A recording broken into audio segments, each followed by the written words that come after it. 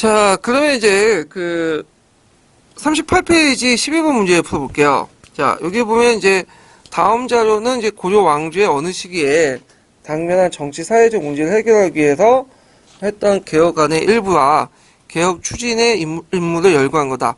자료 읽고 물음에 답하시오. 이렇게 있는데, 자, 여기 보면 이제 고려 식화지와 관련된 소금세 관련된 부분이 있고, 좀 형법지에 관련된 내용이 있고, 쭉 있고, 거기에 자료 B에 보면 이제 박점지, 최참, 오한경, 이진인데, 자료 A보다는 자료 B가 이제 핵심 키워드가 들어가 있죠?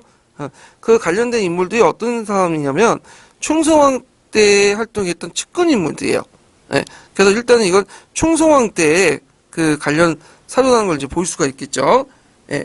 그래서 이제 이 충성왕 때 개혁 정치 부분은 뒤에 있는 공민왕 때 개혁 정치하고 좀 달라요.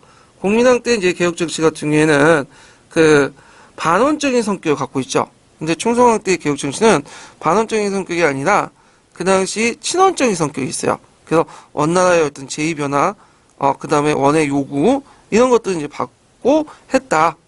이렇게 좀 기억을 해주시면 되고, 그 대내적인 측면에서는 비슷하게 왕권 강화, 재정 확보나 수치의 개선을 통해 왕권 강화, 이런 것도 있고요.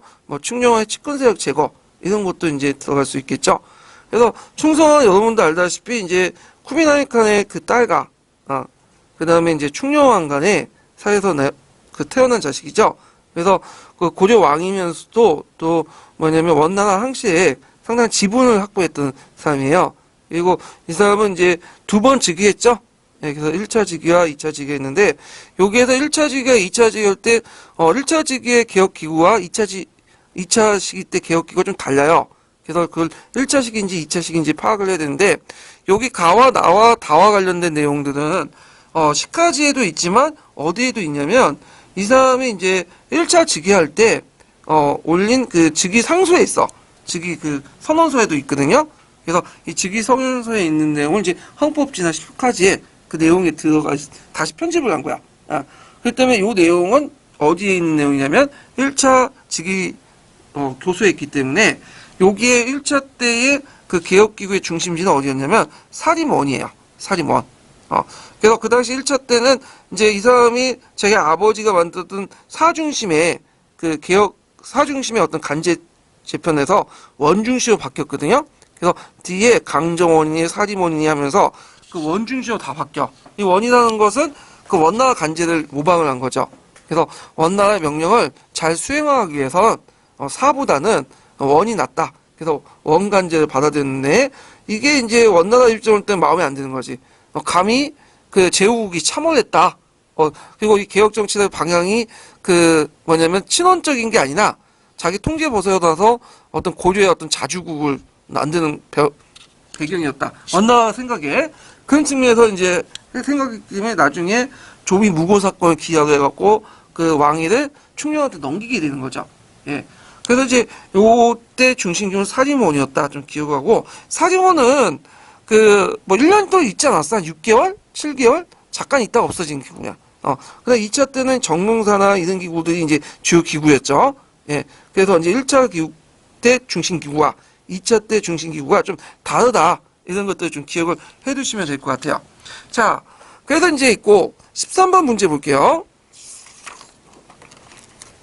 자, 13번 문제는 이제 지도에도 나타난 것 같은 시기에서 있었던 것은 이렇게 있는데, 자, 여기는 이제 동령부가 이제 영토가 회복되고 마을령 2부까지 이제 확대된 시기죠. 요거는 공민왕 때예요. 공민왕 때. 예. 그래갖고 이제 공민왕 때 나타났던 시기를 이제 봐야 되는데, 문벌 귀족이 농장이 확대됐다. 이 시기죠 안 맞죠? 요건 12세기 때 얘기고요. 그 다음에 왕권 강화 이제 풍수지서 유행했던 것은 이것도 12세기 때. 난결기지설이니 서경기지설이니 그런 것들을 얘기한 거고, 그 다음에 동령부, 상송총관부, 탕난총관부가 수복했다. 자, 동령부하고 상송총관부하고 탕관총관부인데 동령부와 탕관총관부는 충령왕 때 얘기고요. 상송총관부는 때만 해당하죠. 예. 그 다음에 4번은 이성계가 압록강을 건너 요양을 점령하고 우리 땅임을 선포했다. 맞죠? 그래갖고 이제 보통 공민왕 때 동령부 공격이라고 하죠. 그래서 이제 동령부가 이제 거기 원래 서경에 있었던 지역인데 옮겼잖아요. 예. 그래갖고 이제 이때 이성계하고 지용수가 2차 때죠. 동령부를 폐지시키고 그 다음에 거기에 있었던 백성들을 고려 유민들을 다 데리고 왔죠. 그리고 나서 거기가 우리나라 땅임을 선포해요. 그러면 선포하고 그냥 철수해. 왜? 거기 장악할 수 있는 군사력이 존재하지 않기 때문에 힘들기 때문에 그냥 철수를 해버린 거죠. 그래서 답이 4번이다. 기억을 해주시면 돼요. 자, 14번 문제 볼게요. 14번은 이제 신돈의 개혁 관련된 내용이죠. 공민왕 개혁 관련된 내용인데, 자, 신돈의 개혁 관련된 내용이 전민변전도감에 대해서 물어보고 있어요. 전민변전도감은 이제 그 공민왕 때부터 그 예전 원종 때부터 뭐 공민왕까지 쭉 이어지는 사업인데, 건문세족들에게 빼앗긴 땅을 돌려주고 농민을 뭘 시키는 거예요? 양민화 시키는 거죠. 말 그대로 전민변전 사업. 그 다음에 이렇게 할 수 있었던 것은 그 당시 원나라에서 명나라 교체했던 기간이죠. 연명 교체기. 그래서 명나라의 힘이 강해지고 원나라가 힘이 빠지면서 그 개혁이 가능했던 거고요. 그 다음에 이제 여기에서 이제 개혁의 실패 원인을 개혁 주도세력과 관련돼서 써보시오. 그래서 나름대로 이제 신진사대부를 바탕으로 해서 개혁을 하려고 했지만 아직까지는 신진사대부 세력들이 미약을 했죠. 건문세력들이 강했고 중학교, 고등학교 정도 수준의 문제예요. 예, 그냥 보시면 되고. 그 다음에 뒤에 넘어가서, 자, 15번은 관련된 내용을 보면, 그 고려 왕조의 지배계층에 따라서 여러 가지 성격 변화가 나타나는데, 무신집권기 때 실권을 잡았던 건문세족에 이어서, 고려 말기 때 사대부 계층이 새로운 지배세력으로 등장했죠. 사대부 세력의 등장 배경을 공민왕의 정치와 연결시켜 사백자 인으로 쓰시오. 자, 공민왕은 이제 신진사대부들을 적극적으로 이용을 해서 개혁을 했는데, 요때 이제 그 개혁을 정치할 때 했던 것들 중에, 사대부 육성하는 정책 중에, 두세 가지가 있죠. 첫 번째는 뭐예요? 그 당시 이제 이문솔 혁파하고, 그 다음에 정방을 폐지했죠. 정방 폐지가 중요한, 요인이죠. 정방을 폐지함으로써 문무인사권을 이제 왕이 독점하게 되고, 신진 관료들 적극적으로 육성하려고 했고, 두 번째로는 뭐야? 성균관 중령이죠.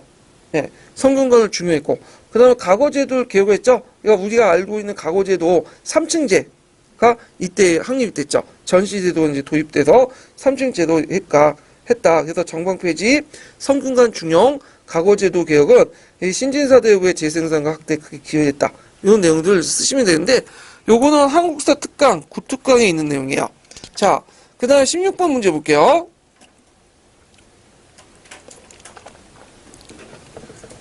자, 16번 문제도 이제 그 다음 제시와 왕의 제기간에 일어난 사실 옳은 것은 있는데, 성균관을 다시 짓고 이색을 성균관 대사성으로 임명하고 전민변전도감을 설치하고 등등 있는데, 요거는 공민왕과 관련된 내용이죠. 그러면 공민왕과 관련된 내용은 그 5번이죠. 원의 압력으로 만들어진 간제를 확보하고, 그 문종 때 간제를 다시 회복했죠. 그래서 문종 때 이제 간제는 여러분도 알다시피 이성육부체제죠. 그래서 원래 이제 성종으로 잘못 알고 있는데, 그 이성육부체제의 명칭이 확립된 것은 문종 때예요. 그래서 이제 그 문종 때 그 당시 확립이 됐다. 그래서 문종 때 간제로 확보를 했고요. 그다음 정치도감을 이제 설치해서 폐정을 개혁했다. 정치도감과 관련된 내용은 충무왕이에요. 충무왕. 이 충무왕은 이제 나이가 어린 때 즉위했기 때문에 직접 이제 개혁은 이제 이재용 같은 신진사대부들이 개혁을 추진했죠. 그래서 나름대로 개혁을 했지만 그 당시 기산만의 옥사 사건을 계기로 해갖고 원의 간섭 때문에 어떻게 돼요? 결국에 실패했죠. 자, 그 다음에 이제 사리원을 설치하여 왕명의 출납을 막게 했다. 요거는 언제 때죠? 요거는 충성왕 때죠.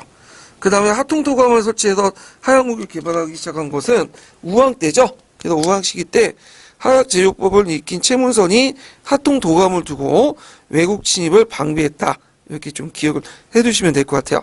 그 다음에 4번은 녹가전제를 처음 제정해요. 관료의 녹봉을 보충했다. 원종 때죠.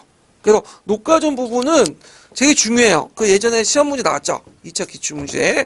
그래서 이 부분도 좀 기억을 해두시고, 자, 5번은 이제 원종 때, 이거 5번 맞고, 자, 17번 문제 볼게요. 17번 문제 보면 이제 이거는 그, 전반적으로 이제 뭐냐면 대의관계. 그래서 이제 전반적인 대의관계 이제 물어보는데, 거란과 여진에 대한 인식을 물어보는데, 간은 이제 금나라가 새로이 요도를 격파하고 사신을 보내어 형제로서 조약을 맺고자 청하였다. 대신은 불가한 것이라고 국짐하였으나 사신을 배워보지 않은 자가 나타났다. 자, 요 시기는 이제 어떤 시기냐면, 그 당시 이제 12세기 때죠. 원래는 여진족은 우리의 뭐라고 했어요? 거의 변방으로 인식했어. 그래갖고 기미주를 설치하고 관리를 했는데, 그 당시 이제 12세기 들어와서 아골타가 이제 중심의 권력을 장악하면서 만주를 통일하죠. 그래가지고 결국에는 이제 금나라가 세워지게 되고 힘이 점점 커지면서 얘네들이 이제 송나라까지도 먹고 요나라까지도 먹고 그러는데, 그 과정에서 이제 우리나라의 그 고려에 요청을 해. 그래서 처음에 형제 관계를 맺자. 그리고 맺고 나서 또 군신 관계를 맺자. 근데 그걸 다 그 당시 집권자였던 그 이자금이 그대로 받아들이죠. 왜냐면 이제 힘이 너무 딸리니까, 그걸 이제 받아들이고, 대신에 거기 이제 그 강동 6주 중에 그 마지막 수복되지 않는 땅이 있어요. 의주 땅을 대신 먹게 되는 거죠. 그래서 요 관련된 내용이고요. 자, 그 다음에 나는 뭐와 관련된 내용이죠? 혼유 10조와 관련된 내용이죠. 그 다음에 다는 이제 뭐와 관련된 내용이냐면 시무 28조와 내용이야. 그 시무 28조 1조와 관련된 내용이죠. 그래서 그 시무 28조 1조 내용이죠. 그래서 사마를 통일한 이래 47년. 그래갖고 이 시기는 성종 때죠. 그래서 936년 사마를 통일한 후에 47년은 983년이니까 성종 때 내용이다. 이렇게 좀 기억을 해두시면 되고, 나와 관련된 사료는 이제 뭐와 관련된 거냐면, 그 당시 이제 윤관 있죠? 윤관이 이제 그 당시 그 병력을 이끌고 여진족과 싸운 내용이죠. 이런 내용들 이제 보시면 되고요. 자, 그러면 순서는 어떻게 될까요? 나, 다, 그 다음에 라, 가. 이런 순서겠죠. 예. 그래갖고 이제 한번 봤고, 그래도 이제 이런 내용들이 쭉 있는데, 자세한 내용들은 제가 기출문제 분석이 다 해놨으니까 참조를 해주시고요. 그 다음 뒤에 넘어가서 18번 문제 볼게요. 자, 18번 문제는 역사적 사실 중에 연대수로 이렇게 맞는 것을, 두 번째에 해당하는 것을 찾으시오 있는데, 일단은 천리장성은, 우리나라 역사상에 두 번째 있었죠. 천리장성. 언제 있었어요, 이건? 여기서. 두 번째 있었는데, 천리장성 축소는, 두 번 있어, 두 번. 당태종 때 한 번 있었고, 그 다음에 또 뭐냐면, 이때 당태종 때는 고구려 관계가 이제 바꿔되니까, 고 영왕이 부여성에서 비사성까지 세운 게 천리장성이잖아요. 그 다음에 또 하나는 또 언제 있었어요? 네. 그 다음에 거란을 물리친, 3차 침입을 물리친, 그때 이제 있었죠. 그래갖고 이제, 요런 내용들 좀 보시면 되고, 팔만대장경 같은 경우에는, 그 다음 원나라가 쳐들었을 때, 몽골족이 쳐들었을 때, 최후정권 때 있었고요. 삼국사기 같은 경우에는, 1145년에 인종 때, 김부식이 이제 인종의 명을 받고 만든 거죠. 자, 그 다음에, 모종의 서경천동 운동은 그 삼국사기가 편찬된 그 뒤에, 있었죠. 그래갖고 이제 이렇게 보시면 되는데, 그럼 순서대로 따지려면 먼저 나올 게 기읒이죠. 예, 기읒. 그래서 이제 덕종부터 해갖고 정종 때까지, 그러니까 11세기 때까지가 있었고, 그 다음 두 번째가 묘청의 서경천도 운동이죠. 예. 묘청의 서경천도 운동이 아니라, 잠깐만, 기읒, 그 다음에, 기읒 있고, 그 다음에, 모충의 사후천도 운동. 예, 맞네요. 예, 착각했어. 그러니까 모충의 사후천도 운동이 앞에 있고, 무신정병을 얘기하다가 헷갈렸어. 예. 그래서 삼국사기는 모충의 사후천도와 무신정병 그 뒤로 중간에 있었죠. 그 다음에 이제 삼국사기 편찬. 그 다음에 팔만대장경 조판. 그래가지고, 두 번째 있는 것은, 니을이죠. 그래서 모충의 서경천도 운동. 이렇게 보시면 돼요. 그래서, 삼국사기 편찬은 모충의 서경천도와 그 다음 무신정변 중간에 있어요. 이거 꼭 기억을 해주세요. 예전에 한번 기출과 관련돼서 문제 나왔던 거죠.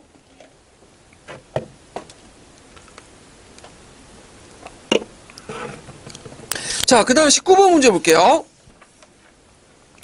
자, 19번 문제 보면 그 다음 각 지역에 대한 설명으로 오는 것은 이렇게 있는데 여기가 이제 약간 잘 안 보일 수가 있어요. 거기 그 옹성 부근에 있는 게 A고요. 그 다음에 강계 저쪽 삐죽 백두산 쪽이 B고 그 다음에 신의주가 C고 그 다음에 저쪽 그 원산이 D죠. 이렇게 이제 보시면 되는데 자 여기 보면 이제 각 지역에 대한 설명 이렇게 보면 A는 조선후기 때 후씨가 성행했다. 자 성행했는데 요 육진이 견호운인데 후씨가 이제 성행한 것은 이제 어디 때냐면 B예요. B 중강후씨 지역이죠. 예, 그래서 B가 중강후씨 이렇게 이제 보시면 되고요. 그리고 이제 그 B는 만상들이 활동했던 근거지다. 만상들이 활동했던 근거지는 D죠. 예, 우주 만상. 그 다음에 3번을 보면 C는 고려 성종 때 이제 확장된 지역이다. 예, 강동 육주 지역이죠. 그래서 이제 있는데 원빈이 말하는 의주 부근은 성종 때 장악한 건 아니고 후에 이제 고려 중기 때 그 인종 때 학번 있죠. 강동 육주 중에 의주 부분만. 근데 하여튼 여기는 요 발견 답이 없으니까 3번이고. 그 다음에 4번은 고려 숙종 때 구성이 축조됐다. 요거 맞는 것 같지만 아니죠. 고려 숙종이 아니라 그 다음에 예종 때요. 숙종 때는 별무반이 만들었고 윤관의 별무반이 만들었고 그걸 실제로 이제 여진조 축출하고 만든 것은 숙종이 아니라 그 뒤에 된 예종 때죠. 그래서 답이 3번이에요. 3번. 자, 그 다음에 20번 문제를 볼게요. 충녕할 때 국경선은 이렇게 했는데 충녕할 때는 이제 그 동령부하고 이 지역을 확보했죠. 그래서 반환을 받았잖아요. 근데 유일하게 반환을 받지 않는 지역이 뭐예요? 쌍성총관부죠. 그래서 쌍성총관부를 제외한 국경선을 찾으시면 되겠죠. 몇 번이에요? 1번이죠, 1번. 예. 그래서 1번이 국경선 내용지 좀 보시면 될 것 같아요. 그래서 이제 국경선 찾으라는 분이 예전에 기출문제 나왔어. 그래서 이런 것들 이제 파악을 해주시고. 자, 그 다음에 21번 넘어가서 이것도 이제 그 예전에 16년 기출 관련된 부분인데 이건 뭐 맨날 사료 나오니까 가에 들어갈 것은 정방이라는 걸 이제 알 수가 있죠. 그리고 두 번째 사료는 공민왕 때 관련된 내용인데 공민왕 때 이제 그 뭐냐면 전리사와 군부사를 이제 담당을 했다. 그래서 그 업무를 써라. 그러면 그 업무가 뭐예요? 관리에 인사를 처리하는 그런 것들을 이제 보시면 되고요. 그 다음에 이제 그 가를 폐지한 이유, 밑줄진 정방을 폐지한 이유가 뭘까요? 공민왕 때 건문사족들이 강제로 독점했기 때문에 인사권을 장악하여 왕권을 강하고 또 신지사대 부대 세력을 제압하기 때문이죠. 이런 것들을 쓰시면 돼요. 그 다음에 이제 기역이 니은으로 바뀐 게 뭐냐? 그러니까 제가 아까 전에 가의 업무를 썼는데 이거 잠깐 착각했는데 전리사 군부사가 이부와 병부로 했죠. 그러니까 제가 아까 얘기한 것처럼 공민왕 때 특징 중에 하나가 그 당시 이제 이성육부체제, 문종 때 이성육부체제를 다시 복귀시킨 거잖아요. 그래서 충녕왕 때 간직 격하를 했던 것을 이성육부제를 복귀시킨 것을 말한 건데, 요와 관련된 내용이 제가 이제 127페이지에 실어놨어요.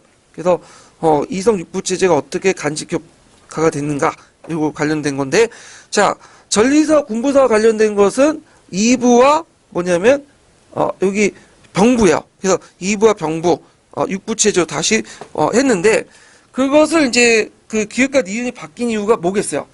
공민왕 때 개혁정치 가능했던 이유를 쓰면 되겠죠? 원명 교체기시기 때문에 원나라세 약화됐죠.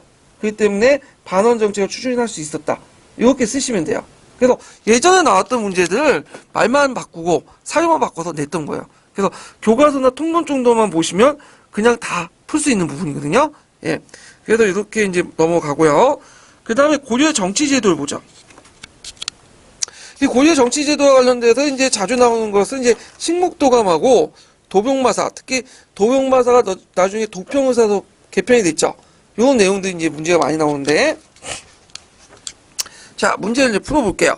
고려 정치제도 보면, 자, 보기에서 고려시대의 자체의 필요에 따라서 설치한 고려의 정치기구를 옳게 옳은 것은, 자, 고려의 간제는 크게 태봉간제, 송나라, 당나라, 고려 독자적 간제가 있는데, 고려 초기까지는 태봉간제를 사용했죠. 성종 때부터는 이제 당나라와 송나라 간제를 받아들이게 되죠. 그래서 이제 송나라 간제 같은 경우에 여러분들 알다시피 뭐가 있어요? 3사. 그다음에 중추원 이런 것도 있죠. 그래서 추민원이라고 하죠, 보통. 그다음에 당나라 관제는 삼성 육부제도 이런 것들을 받아들였고, 그래서 고려 독재적 관제는 식목도관과 도봉사. 그래서 답이 3번이 되죠. 예. 자, 그 다음에 2번 문제 볼게요. 자, 고려 정치제도에 대한 설명으로 알맞지 않은 것은 이렇게 있는데,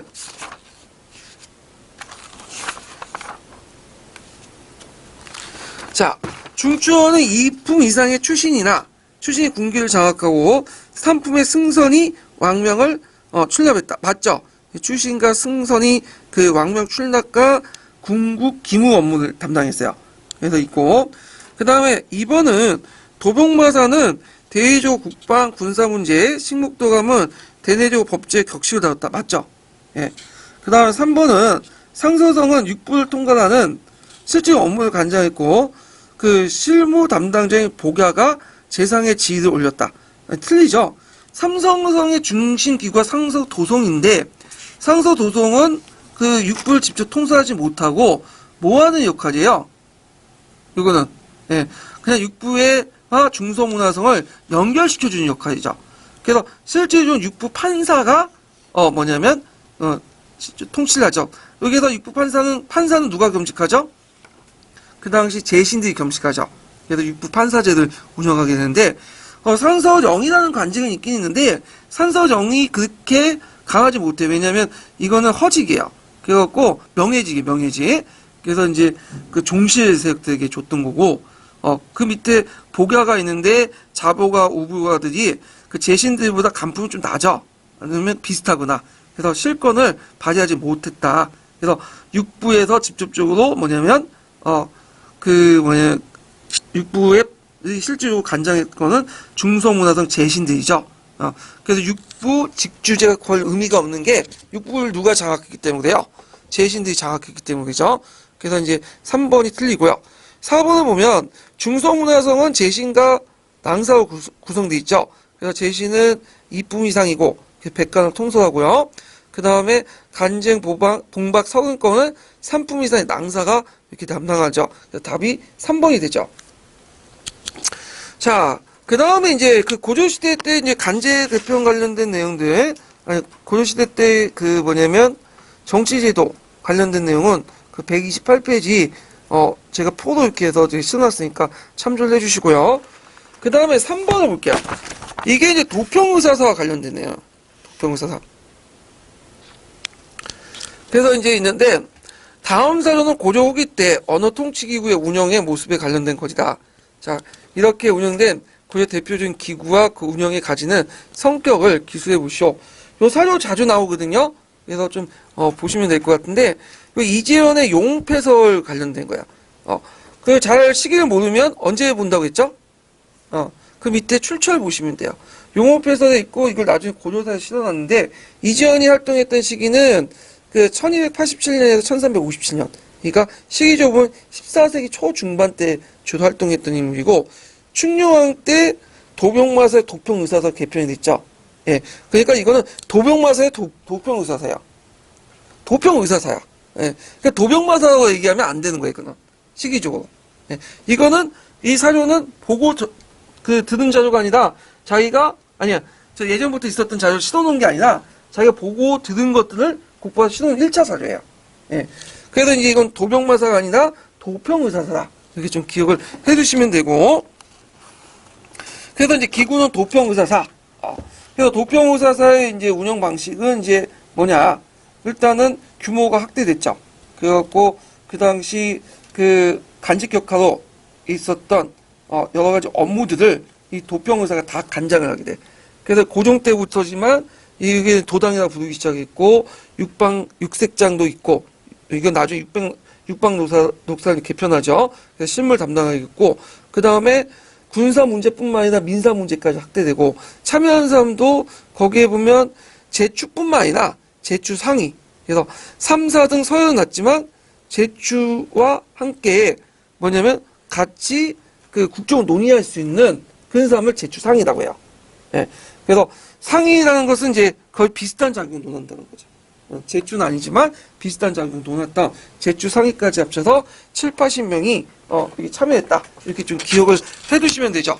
그 도평의사사는 나중에 이제 그 태조 때 힘이 약해졌다가 언제 없어져요? 태종 정종 때 없어지죠? 예, 실제로 정종 때 태종 때니까. 자, 그래서 이제 있고 이게 이제 의정부와 이제 이렇게 해서 권한이 분할되죠. 그래서 이 내용들 좀 기억을 해두시면 될 것 같아요. 자, 그 다음에 이제 4번 문제 볼게요. 4번.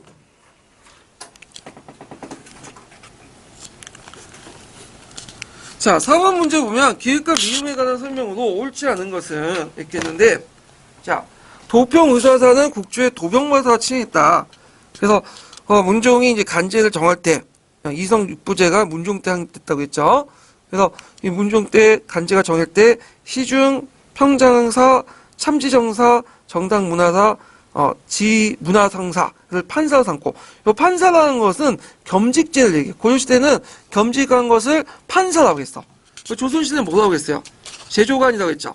제조관. 그래서 당상관이 제조관이 됐죠. 그 다음에 거기에 디귿에 6칠밀 있고, 그 다음에 뒤에 이제 집사 3품 이상의 사로 삼았다. 이렇게 있고, 그 다음에 이제 쭉 있는데, 그러면 도병마사도의 내용 볼게요. 원종 때 전란의 영향으로 국방 군사 문제에 위해 다른 업무도 간장했다. 맞죠? 그래서 그 원종 때가 이제 고종 때부터죠. 그래서 고종 때 이제 국정 전반의 업무를 담당을 하게 돼요. 그래서 고종 때 들어가면 교정도감이나 이런 것들의 힘이 좀 약해지기 시작해. 고종 중후기 때 들어가면. 그래서 원종 때 들어가면 이제 모든 업무를 담당하게 되는데, 그러다 보니까 여기를 뭐라고 한다? 도당이라고 했죠. 도당은 모든 업무를 관장하는 그런 기관이고, 권력기구를 도당이라고 하죠. 그다음 니는 이들 중 일부가 대내제 벽자 경칙을 담당하는 식목동을 사해 되었다. 맞죠? 그래서 잠깐 이걸 볼 수 있는 게 잠깐 몇 페이지 보시냐면, 제가 이걸 씻어놨는데,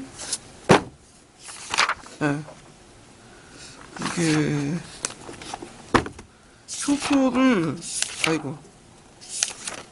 표를 뒤에다 씻어놨네. 4편에다가. 말로 설명할게요.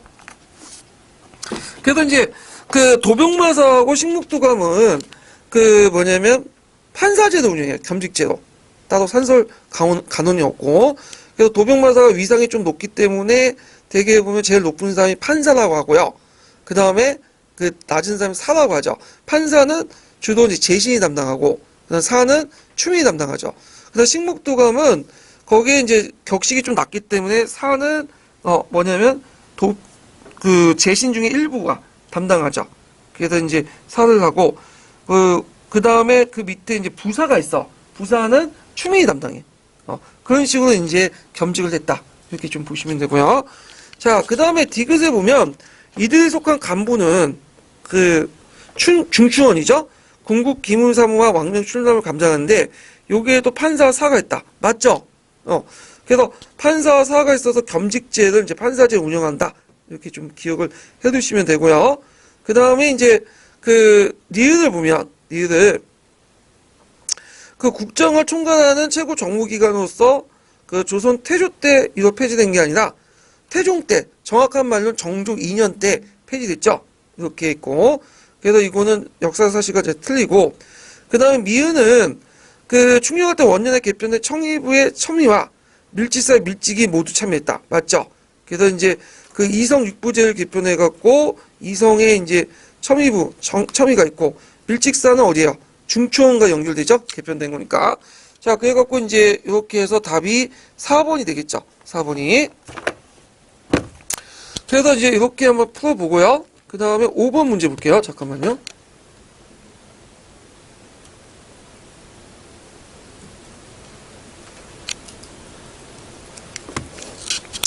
자, 5번 문제는 이제 가고제도하고 이제 전시과, 그 다음에 고려의 어떤 중앙 조직의 개편 내용들을 쭉 정리한 거예요. 그래서 이제 도표로 이제 문제를 만드는데, 그걸 이제 내용을 이제 보면, 가와 마시기 때 시행된 제도에 비추어 볼 때 각 시기에 일어날 일을 적절한 것은, 이렇게 있는데, 일단 시기적으로 보면, 과거제 시시에서 이제 삼성 6부제 도입, 그러니까 이제가 강종 때죠. 그 전 단계에. 그 다음에 삼성 6부제 도입에서 개정정식과 시행, 성종에서 목종 초기 때 내용이고요. 그 다음에 그 개정정식과 시행부터 해갖고, 그 구제학당 설립까지는 그 문종 중반에서, 목종 중반에서 문종 초반까지 내용이고, 그 다음에 나는 문종 중반 때 얘기고, 그 다음에 그 경종 정식과에서 이제 국학의 실제 설치까지는 문종 후반에서 예종까지 이렇게 쭉 시기를 보는데, 자, 이제 한번 보면, 가는 지방호족의 아들 갑이 개수관시에 합격하여 그 국자감시에 거쳐서 예부시에 응시했다. 이렇게 있는데, 자, 가는 강종 때죠. 강종 때 내용인데, 자, 이거 내용을 보면, 잠깐만요. 자, 그 가고제도를 실시한 것은 강종 때인데, 강종 때 개수관시가 존재했던 건 아니에요. 처음에는 이제 시험 볼 때는 중앙의 국자감생하고 지방의 추천을 받은 항공이 중앙의 예부에 가고 동단감시 볼 수 있었어요. 그런데 이제 시간이 지나면서 과거 응시자 수가 늘어나고 지방학교 출신자가 이제 떨어지니까 선종 때 들어와서 또는 그 덕종 때 들어와가지고 과거제도 한번 정비를 냈죠. 그래갖고 이제 그 당시 그 국자감시를 중앙에 설치하고 덕종 때는 본시험 응시자들은 국자감시를 거쳐야만 본시험인 동단감시를 볼 수 있도록 했어요. 그러면 국자감시는 누구나 다 볼 수 있는 건 아니에요. 국자감시도 그 뭐냐면 그 전 단계 또 시험이 있죠. 그래서 그 시험 중에 하나가 개수관이 보는 개수관시가 있어. 개수관시. 그래서 그 개수관시가 있고 뭐 개공시, 빈공시, 유순관시에 합격한 사람이 뭘 보는 국자감시 보고 그 다음에 국자감시 합격한 사람이 뭐냐면 동단감시를 봐요. 그래서 보통 이제 3층제라고 하잖아요. 근데 이 국자감시의 성격을 가지고 이제 국자감시를 그 개수관시가 개경시와 빈공시가 똑같이 국자감 입학시험을 보는 사람들은 2층제로 봐요. 근데 이제 국자감시는 국자감 입학시험이 아니라 그 동단감시 예비시험 당단계로 보는 사람은 3층제로 봐요. 그렇기 때문에 지금 학계에서는 이렇게 두 가지 의견이 왔다 갔다 하는데 아직까지 확립이 안 됐기 때문에 그냥 교과서와 통론에서는 2층제로 얘기해요. 2층제. 이해되시겠죠? 그래서 이제 개수관시는 그 정확한 시기는 모르지만 현종이나 덕종 때 성성됐기 때문에 요 시기하고 이제 안 맞죠. 자, 그 다음에 나는 개경에 살던 귀족 가문 을은 중서시당 평장사인 외산촌의 음덕을 이어서 간직에 진출했다. 이렇게 있는데 요거는 뭐가 틀렸을까 일단. 음서제도는 맞아요. 음서제도는 공신이나 종실자손, 오픈 이상 가위 관료들이 무시하고 관리를 선발하는 제도지만 여기에는 1인 1자 원칙이지만 뭐 손자, 조카, 사이까지 다 하죠. 여기는 간직 명칭이 틀렸죠. 왜냐면 그 당시 이제 여기에서 그 원래는 중서 문화성이라 부르지 않고 이걸 성종 때는까지는 내사 문화성으로 불렸다가 언제 중서 문화성이라고 불렸어요? 후대인 문종 15년에 중서 문화성으로 불렸어요. 그래서 보통 문종 시대 때 이성 육부제가 확립됐다. 그것은 요 말을 얘기한 거야. 그래서 이제 중서 시당 평장사가 아니라 정확한 내사 시당 평장사죠. 예. 그래서 간직 명칭이 달렸다. 간직 명칭이 다르고요. 참고로 국초에는 내의성, 그 다음에 성종 원년에는 내사 문화성, 그러다가 문종 15년에 중서 문화성 이렇게 명칭이 변화돼요. 자, 그 다음에 이제 3번을 보면 문화시중에 있던 병은 단직에 물려나면서 전시가 지급 대상에 제외됐다. 자, 여기에서 이제 다번을 이제 볼 때 이제 어느 시기야, 다는. 자, 다는 이제 여기는 목종 때 개정정시가, 마는 문종 때 이제 경정정시가 여기인데 여기에서 이제 그 보면 병이 간직에 지입해서 전시가에서 제외된 것은 다 시기가 아니라 어떤 시기죠? 경정시가 마시기야. 예, 그래서 틀려. 그래서 목종 때 시작한 개정정시가는 목종 때 시작 개정정시가는 이제 인품이나 막연한 요소를 제거하고 간직의 고함한 표준을 삼았잖아요. 그렇지만 그 산직 계통의 퇴직자에도 몇가 낮춰서 수요를 했어요. 그래서 완전히 택지자에게 배제한 것은 나중에 개정정식가, 아니, 경정정식가 내용이죠. 자, 그 다음에 라는 문헌공도에서 공부한 정원, 본관지에서 항시를 치르고 예부주간에 해시를 치른 다음에 왕 앞에서 전시를 줬다. 향시시 전시 부분은 공민왕 때 내용이죠. 네, 공민왕 때. 그러니까 이제 시기가 이제 여기 없죠. 여기는 한참 뒤니까. 그 다음에 말을 보면 무관인 상장의 무는 경정정식과 규정에 따라서 같은 풍계 무관 육상서보다도 뭐냐면 전지와 시지에 더 많이 지급받았다. 맞죠? 그래갖고 그 당시 이제 시기적으로 보면 거란족이나 여진족을 이제 쳐부시는 과정에서 무인들이 많은 공을 세웠기 때문에 종전에 이제 있었던 개정정식과 불평등한 내용들 개정하고 경쟁정식과 때 오히려 더 같은 풍계에선 더 많이 받는 그런 것들이 형성이 나는데 이것이 또 오히려 무반들의 불만을 사게 되죠. 자신의 경제적 지위가 올리는 데 반해서 정치 지위는 발언권은 약하니까 이것이 무신 정권의 한 원인이 됐던 그과 연결시켜서 보시면 될 것 같아요. 그 다음에 뒤에 넘어가서 중세사회 경제 부분을 볼게요. 중세사회 경제.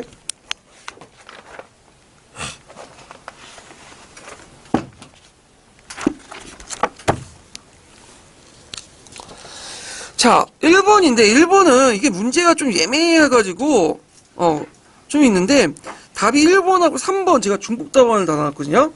그래갖고 이게 이제 보면 형은 죄를 방지하고 법은 죄를 징벌하는 거다 이렇게 했는데 형은 뭐와 관련해 유도를 율은 뭐냐면 사후적인 이언적인 특징을 가지고 있죠. 그래갖고 죄를 방지하는 게 아니라 죄를 처벌하는 거예요. 그리고 법이란 거는 영이죠. 죄를 징벌하는 게 아니라 미언적인 특징이 있죠. 죄를 하기 전에 사전에 막는 거죠. 뒤가 바뀌었어. 이 내용이 이제 어디에 있냐면 국편이 있어요. 형과 법에 대해서. 그래서 형을 율, 그 다음에 법을 영 이렇게 해석하고 있는데 자, 그 다음에 2번은 뭐 국기, 십지일, 속절 같은 국가의 중요한 기념일, 행사일은 집행을 금하는, 형의 집행을 금하는 게 있는데, 국기는 이제 임금이나 왕후의 제산 날이고요. 십지일은 매일 10일에 정하여 재개를 하고, 연부를 하는 행사를 말하는 거죠. 자, 속절 같은 경우에는 제산날 외에 철마다 이제 절기 행사 있죠. 그래서 절기 행사 해갖고 이제 조상의 사당이나 조상묘를 참관하고 하는 게 있는데, 이런 것들 얘기해요. 자, 그 다음 3번은 중두의 민가에 와서 머물러 묵는 것을 금하였다. 3번은 이제 어떤 거와 관련된 건 조선왕조 때요. 그래서 조선시대 때 도송출입 금지법이라는 게 있어. 도송출입 금지법. 그 내용이긴 하는데, 잠깐 이제 고조시대 때도 이제 내용을 보면, 그 당시 무신정권 시기 때, 교정계열의 승려들이 이제 뭐냐면, 반발이 많으니까, 반란들이 많으니까, 그와 비슷한 홍보를, 법률을 제정한 게 있어요. 네. 근데 이게 일시적인 법인데, 근데 3번은 또 맞을 것 같은데 또 틀릴 수도 있고, 애매해요, 이것도. 자, 그 다음 친척 간에 어떤 같은 붓을 벗으라는 걸 피했다. 이걸 무슨 제도죠? 상피제도죠. 이 상피제도는 이제 송나라 때부터 영향을 준 거죠. 송나라 때 제도인데, 고조나 조선시대 때 영향을 준 거고, 상피제도 꼭 기억을 해 두시면 돼요. 같은 간서나 지역, 이렇게 이제 했죠. 자, 그 다음에 이제 2번은 뭐와 관련된 내용이냐면, 2번하고 이제 관련된 내용은 고려시대 수공업과 관련된 내용이죠. 고려시대 수공업. 그래서 고려시대 때의 경제 부분이 좀 많이 나오더라고요. 예전에는 고려시대 나오면 토지제도 관련된 내용이 있죠. 전시가 변천 과정이라든지 뭐 내용, 이런 것들이 나왔는데, 최근에 이제 문제 추이를 보면 꼭 그런 것만 나온 게 아니에요. 수공업, 상업, 그 다음 화폐제도, 요번에 건원중무 나왔죠. 그래서 고려 같은 경우에는 조선과 달리 중농 억상정책을 실시한 나라가 아니에요. 그래서 중농도 같지만 중상정책도 했어요. 그 이유는 고려의 왕건이 누구 출신이죠? 상인 출신이죠. 그런 거와 연결시켜서 이제 보시면 되는데, 자, 그러면 이제 문제를 풀어볼게요. 고려시대 수공업. 자, 고려시대 수공업 같은 경우에는 크게 이제 뭐와 뭘로 나누냐면, 간형수공업과 그다음 민형수공업, 소수공업 이렇게 세 개로 나누죠. 그래서 이제 고려 초기 때는 간형수공업이 발달됐죠. 그래서 간형수공업은 이제 그 경공장 중앙에 있는 거와 지방에 있는 외공장 이렇게 있는데 되게 이제 3번제로 동원돼요. 그래서 공장 안이 있고 3번제로 동원돼 갖고 이제 그 역을 동원돼서 했는데 그 중에 이제 이 공장들을 통솔한 사람이 있어야 될 거 아니야. 그 중에 일부는 무상계 전시를 받고 이렇게 이제 하고 있다. 이런 것도 있고요. 그럼 한번 관련된 내용을 볼게요. 자, 여기 중앙에 설치된 수공업 담당 부서는 10군데 달하고 여기에 소속된 공인들은 전문 기술을 가지고 있는데 그 중에 일부는 뭐냐면 그 무상계 전시를 받고 있죠. 무상계 전시. 그래서 이 무상계 전시에 편입됐고 전시가의 지급 대상에 제외됐다는 것은 아니죠. 이거 틀린 내용이야. 예. 그래서 직업적인 전문 공인들은 돈을 받고 하는 거야. 근데 이제 체화직으로 오늘날은 기간제예요. 기간제. 그러니까 일이 있을 때는 돈을 받고 일이 없을 때는 돈을 못 받는 체화직으로 운영됐고 그냥 조선시대 도 마찬가지예요. 이거는요. 그 다음에 니은을 보면 중앙관청에 제공한 공물, 이건 지방관청 수공업이죠. 얘는 상공과 별공이 있다. 상공은 정기적으로 이제 납부하는 거고 별공은 필요할 때만 납부하는 거죠.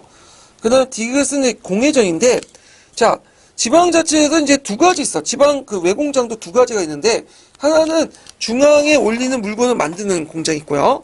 아니면 두 번째는 지방자치에 뭐냐면 그 필요한 물건을 만드는 공장이 있어. 중앙에 만드는 공장 같은 경우에는 외공장이지만 얘는 체계적으로 운영해.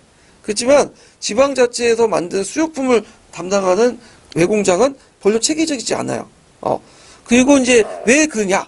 그거에 대해 물어보는 건데, 그건 뭐냐면 이제 여러 가지 이유가 있지만, 일단 자체적으로 공단물을 그냥 받을 수가 있죠. 지역 특산물을 받을 수 있고, 두 번째로는 공회전에서 필요한 경비를 마련할 수 있어. 그래서 따로 수공업을 두지 않고 공회전에서 필요한 경비를 마련하기 때문에 이런 것들을 쓰시면 돼요. 예. 그래서 이 부분은 좀 문제가 어려운데 어디에 있냐 국편에 있는 내용이에요. 그래서 우리가 알고는 통론이라든지 푸셈이라든지 한길 읽고 저절 맞출 수 없는 부분이죠. 요거는. 그 다음에 니을 같은 경우에는 이제 소는 그 소금, 미역, 생강, 차를 생산한 거죠. 그래서 그때 그 명칭에 따라서 그 물품에 따라서 소금은 염소라고 하고 미역은 각소라고 하고 그다음 생강은 강소, 차는 다소. 그래서 생산품에 따라서 그 앞에 생산 물품을 갖다 붙여요. 그래서 이런 특징이 있다는 거.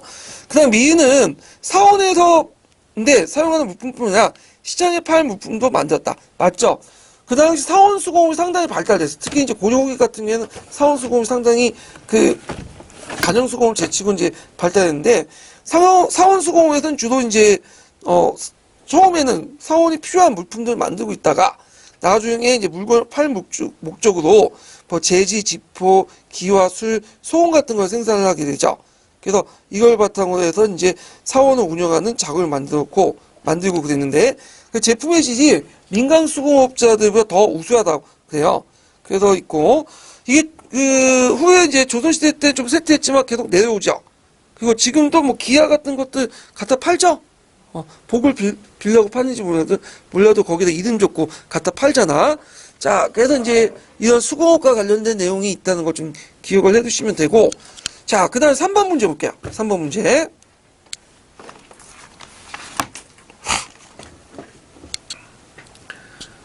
자, 3번 문제 보면 고려 현종 때 5품의 버스에 각각 8품 버스에 을이 있다. 이들과 관련된 설명 옳은 것은 자, 1번 문제 보면 갑의 아들은 국자감에 사문학에 입학하여 유학에 공부했다. 국자감을 입학할 수 있는 게 아니라 이거는 그 갑의 아들이 몇 품이라고 했어요? 예? 5품이 됐죠. 5품은 어디에 입학할 수 있죠? 경사 6학중에 태학에 입학할 수 있죠. 예, 국자감은 그 3품 이상이고. 예, 그래서 이런 것들 좀 기억을 해주시면 되고요. 국자감이 아니라 정확하면 국자학이죠. 이것도 오답도 개판을 만들었네. 예. 그래갖고 3품 이상은 국자학, 그 다음 5품 이상은 태학, 7품 이상 사문학, 뭐 이렇게 이제 볼 수가 있고, 그 다음에 이제 2번을 보면 갑이 죽은 뒤에 그의 가족은 구분전을 받았다. 자, 갑이 죽은 후에 구분전을 받는 게 아니라 5품 이상이니까 공음전을 받죠. 공음전. 5품 이하는 이때 구분전을 받는 거죠. 예, 이런 거와 이제 연결시켜서 보시면 되고, 6품 이하가 한인전이죠. 구분전도 다른 거고, 예, 말전 한인전. 자, 그 다음에 이제 구분전은 누가 받아요? 근데 구분전은 여러 가지 목적으로 받아요. 예, 그래서 후년 구분전 같은 경우에는 양반의 처나 태역군인, 자손이 없는 군인의 아들, 그 다음에 6품 이하의 뭐 산직자는 양반 구분전을 받고요. 그 다음에 항리나 진척 등 어떤 국가의 역을 담당하는 사람들 있죠. 이 사람도 구분전을 받아요. 그래서 여러 목적으로 받는다. 좀 기억을 해 두시면 돼요. 자, 그 다음에 이제 그 3번을 보면, 의뢰아들은 국자감에 입학해서 그 산학을 공부했다. 이거 맞죠? 예, 산학. 그래서 율서, 산학. 이렇게 해서 기본 학문인데, 의뢰아들은 8품 이하니까 그 사문학에 입학할 수 있죠. 예. 자, 그래서 이제 이렇게 이제 보시면 되고, 잠깐만, 이게 8품인가? 의뢰아들이 지금 8품이죠?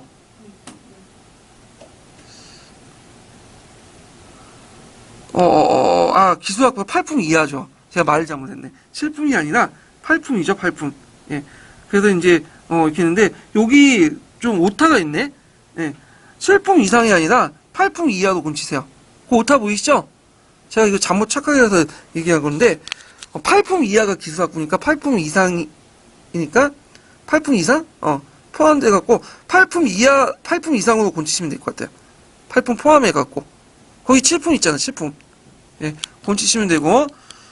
자, 그 다음에 이제, 4번을 볼게요. 자, 의뢰 지급당 한인전은 세습이 가능하다. 자, 한인전은 공음전과 달리 법제적으로 세습이 불가능한 토지예요. 법제적으로. 그래서 법제적으로 세습이 가능한 토지는 유일하게 뭐가 있어요? 공음전 있죠. 그리고 나머지는 법제적으로 세습이 가능한 토지가 아니라 이거는 직역이 세습되기 때문에 세습되는 토지예요. 간행적으로 그렇게 된 거죠. 그래서 이제 이런 내용들 이제 좀 기억을 해두시면 되고요. 자, 그 다음에 4번 문제 볼게요. 4번은 이제 고려 전시과 변천 과정과 관련된 내용인데, 일단 이제 한번 보면, 여기 밑에는 이제 관련된 한번 해석을 보면요. 일단은 첫 번째로 보는 게 뭘까요? 니은이죠. 니은. 벗의 단계를 논하지 말고, 사회 본성과 행동의 성향에 따라서 공로의 크고 작음을 차이를 두고 지급한다. 뭐와 관련된 거죠? 역분전과 관련된 내용이죠? 역분전 지급 내용. 그 다음에 이제, 두 번째가 뭘까요? 두 번째가, 기읍이죠. 그래서, 기읍은, 거기에 벗의 단계의 기획은 벗에 놓고 나눔을 논하지 말고 다만 사회 상품을 풍성을 보고 정한다. 근데 이거는 이제 뭐와 관련된 경종 때 시정정시가야. 그래서 시정정시가는 간품의 일부를 반영했지만 여기에 이제 인품적 요소도 같이 포함되어 있죠. 그런 것도 있고. 그 다음에 이제 세 번째가 뭐야? 니을이죠. 그래서 목종의 개정정시가인데, 그래서 개정할 문무 양방과 군인에게까지 전시가를 지급한다. 그 내용 있잖아요. 이게 개정정시가고. 네 번째가 이제 뭐냐면 현종 때 구분전이야. 그래서 구분전 여러 가지 목적으로 받는다고 했죠. 그래서 군인의 유가족이나 이 사람들이 구분전을 받는데, 그래서 이 구분전과 관련된 거, 요때 군인의 유가족들에게 줬던 구분전을 무슨 구분전이라고 하죠? 후량 구분전이라고 해요. 후량 구분전. 그래서 순서가 니은, 기은, 니을, 디귿. 2번이 되겠죠? 이렇게 해서 이제 정리를 좀 해보시면 되고. 그래서 제가 이제 밑에 보면 136페이지 보면 고려시대 토지제도에 대해서 쭉 정리를 했어요. 그래갖고 간단하지만 이제 한번 봐두시고, 그 밑에 보면 이제 공음전, 한인전, 군인전, 구분전 이런 것들 이제 간단한 내용들 고등학교 수준에서 정리를 해봤으니까 봐두시고요. 자, 그다음 5번 문제 보죠. 5번 문제. 5번 문제 보면 보기의 사료에서 보고 알 수 있는 사실은 이렇게 있는데, 자, 첫 번째는 경종 2년 3월에 개국공시나 항의 기순 성주들에게 훈전을 50결에서 50결에서부터 20결에 이들까지 차등을 두고 지급하였다. 있고요. 두 번째는 현종 10년 10월에 공음전을 분비하되 자식을 죄를 범하면 손자에게 지급했다. 그러니까 2분의 1 정도 지급했어요.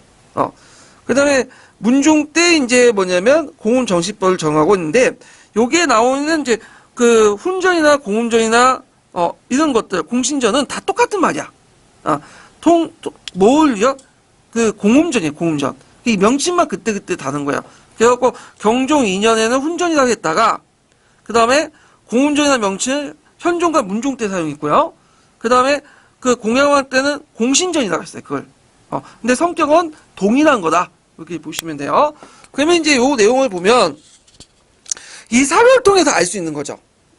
그러면 공훈전은 5품 이상 관리에게 지급했다? 요 사료에 나와 있어요, 안 나왔어요? 안 나와있죠. 5품 이상 관리에게 지급했긴 했지만 안 나왔어.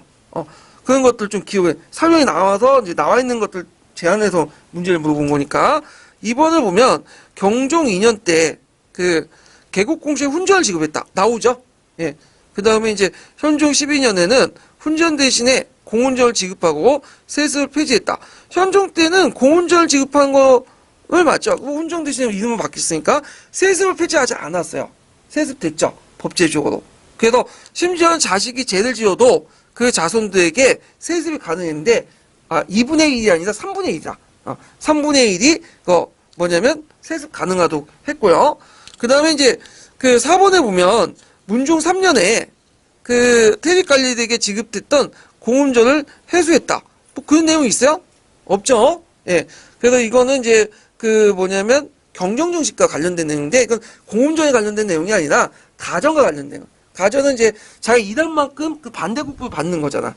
그건 회수됐지만 공훈전은 그거는 다른 거예요. 그거는 예전에 선조들이 이제 혜택을 공을 세웠기 때문에 그 후손들이 받는 거죠. 예. 그래서 이제 이건 답은 2번이 되겠죠. 자, 그 다음 6번 문제 볼게요. 6번. 자, 요것도 이제 경정전식과 개정전식과 이제 뭐 이렇게 고려의 토지제도와 관련된 부분인데, 자, 6번 문제 보면 고려 초에 토지제도에 관한 설명은 옳지 않은 것은 이렇게 보면 1번 문종정식과는 역에 대한 반대국부로 지급된 토지로서 그 수조권을 지급했다. 맞죠? 그래서 이거는 문종정식과뿐만 아니라 전반적으로 전식과 특징이에요. 가전의 특징이에요. 예, 역에 대한 반대국부로서 수조권을 지급한 거고, 그 다음에 2번 같은 게 보면 목종정식과는 그 인품과 사색 공포 목종대 정식과는 이제 목종대 정식과는 일단 뭐예요? 예, 요거는 그 개정정식과죠. 예. 그래서 근데 인품과 사색 공보에 입각해서 정한 것은 개정정식과가 아니라 이거는 뭐야? 그 경종대 시정정식과예요. 틀렸죠? 예. 그 다음에 3번을 보면 직역에 대한 대가로 향리에게 외역전 맞죠? 그 다음에 군인에게는 군인전을 지급했다. 근데 외역전은 이제 조선시대 때는 세조 때 없어지고 세종 때 군인전도 조선시대는 지급하지 않아요. 예. 그래서 조선시대 그 가전법 때 군전 있죠? 군전은 군인전하고 다른 계열이에요. 나중에 설명하겠지만 군인전을 왜 지급 안 했냐? 당연히 양인계병에 입각해서는 당연히 의무니까 그 반대국부에서 군인전을 지급할 필요 없겠죠. 그래서 우리가 지금 남자들 군대 끌려갈 때 그 군인전 지급해요? 돈 받아요? 안 받죠? 근데 요즘엔 받더라고요. 그래서 병장 월급이 40만 원이나 올라오는 거 보고 진짜 너무 좋아져가지고 우리 때 제가 군 생활할 때 병장 월급이 만 얼마밖에 안 됐거든요. 예, 그 이병 때는 6천 원인가 7천 원인가. 그랬는데 옆에 80년대 군번들 그 부장선생 얘기 보니까 우리 때는 3천 원 받았다고 하더라고요. 참 많이 좋아졌는데 하여튼 양인계병 안에서는 군역은 당연한 대가이기 때문에 그 반대국부를 받지 않고 다만 경제적으로 보조를 받아. 그래갖고 봉족을 지급받죠. 그 정도. 그 다음에 이제 그 6번에서 4번 문제를 보면 공적책이라는 게 있는데 5품 이상의 그 관리에게 지급하도록 했다. 공적책이라는 건 뭐냐면 공훈전의 별칭이에요. 공훈전과 똑같은 말이니까 맞죠? 그래서 답이 2번이다. 이렇게 틀린 거니까 보시면 되고 7번 문제 볼게요. 7번. 자, 7번 관련된 문제는 이제 뭐와 관련된 고조사에 있는 내용인데 그 가에 보면 이제 그 고려 태조가 왕이 되니까 먼저 토지제도를 개정하고 백성들에게 거둬들인 것을 한도를 정했다. 그 다음에 이제 농사 양잠을 장려하고 심서서 정치의 근본 목적이 근본 문제에 대해서 무엇인가 알았다고 말할 수 있다. 이렇게 했는데 요거는 가와 관련된 거니까 뭐죠? 역분전이죠. 역분전. 태조 때 관련된 거니까 역분전의 기준이 뭐야? 관계를 고려하지 않고 성품과 행시 공유했다가 지급을 하는 거죠. 그 다음에 나는 문종 때니까 경정정식가죠. 예. 그래서 경정정식가 특징을 그 전은 뭐야? 경정정식가 그 전에 뭐가 있었죠? 개정정식가가 있었죠. 그래서 목정 때 개정정식가하고 문종 때 경정정식가를 비교해서 쓰시면 돼요.